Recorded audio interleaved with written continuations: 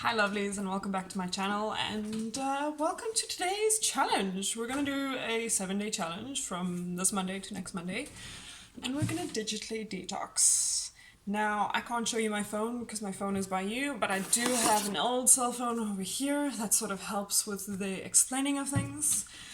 And I have the laptop open over here with some research that helps with this. So I started doing the self-care journey about easily 9 years ago now. I think it's 9 years ago now, yeah. December was 8.5, so it's 9 years ago now. And I looked into the scientific ways of doing it. And one of the scientific methods of doing it is digitally detoxing. So unplugging from our devices, switching them off, switching off the notifications. Speaking of which, I'm getting them right now. Detoxing from the dependence we have on these things. Because we do. When we're sitting at a coffee shop alone, we're on our phones so that we don't look like we've been left alone, you know, that we don't look like we're bored or we don't look strange. We have our laptops with us everywhere. We live on our phones. If we're driving, I see people with this in their hand or in their face when they're driving. It's not good. You should not be doing that. So that's basically what this challenge is about. Stopping the dependence on these wonderful yet so odd devices. I'm going to say use the word odd. There's another word for it, but I can't think of it right now. So 5 ways to do it in small steps is to, in order to digitally detox and to set boundaries and to place a safe dependence on this. Not necessarily an healthy, but a safe dependence on your device. First way is to set boundaries, so set times. At 10 p.m. to 10 a.m., no calls, no SMSs, no emails, nothing. That gives you a period of time where you are not contactable to other people, so you are not constantly available to other people. Now you can have exceptions to this rule, like your significant other, your mom, and perhaps, I don't necessarily like this, but perhaps your boss. I try and keep work outside of my chill time because I do so much. You can also say that in one area of the house it's a no phone zone, so if everybody in the house is in that area that you know you're not in your cell phone is somewhere else. Step number 2 is using airplane mode. If you feel like you're overwhelmed and everybody's trying to get hold of you, you have a million calls, a million texts, use the airplane mode. Switch it off for an hour, take a deep breath, step back, and detox. Don't use it. Don't go through them while you're on airplane mode either. Airplane mode and put it away. Leave it there for that hour. Set a timer somewhere else, set a timer on your phone, and for that hour on airplane mode, do not focus on it. It is really good for you to have that uninterrupted thinking time as well for your mental health.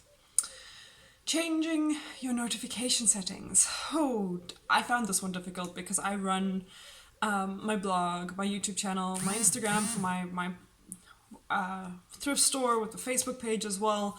So when the notifications don't come through, I panic. I'm like, oh, okay, is nobody looking? Is nobody watching? Are people enjoying it? Are they not? In order to change your mindset, change your notification settings. And don't think about it.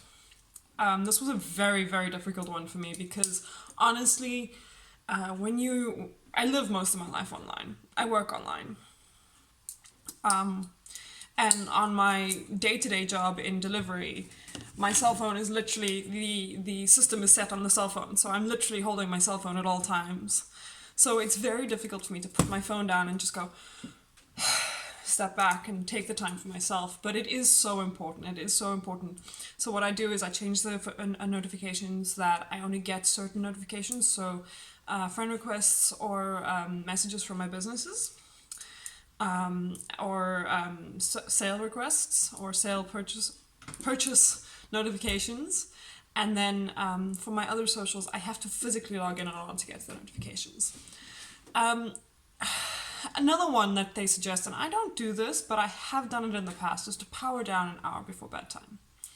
Now, I find watching something helps me sort of fall asleep, or reading helps me fall asleep. I also do a lot of reading.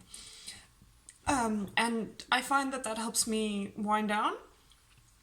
But I am trying to take less screen time away. Like, I am trying to be the takeaway, have less screen time. So power down an hour before bedtime and go and take a book or a journal and take that time to use your brain in a less digitally forced way, which sounds weird.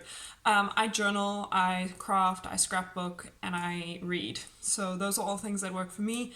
I know that my mom reads her religious scriptures, my sister does her studying.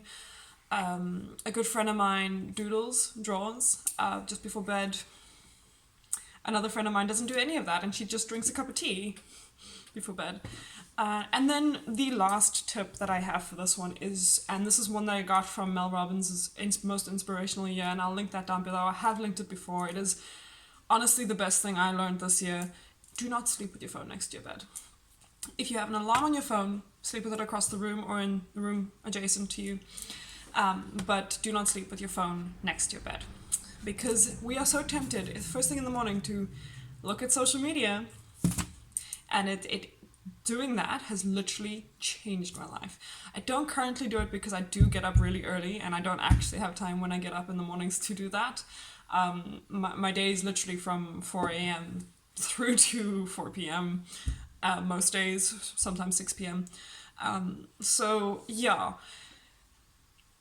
those are the 5 steps. Set your boundaries with your people, use airplane mode, change your notification settings, power down before bed, at least an hour before bed, and do not sleep with your phone next to your bed.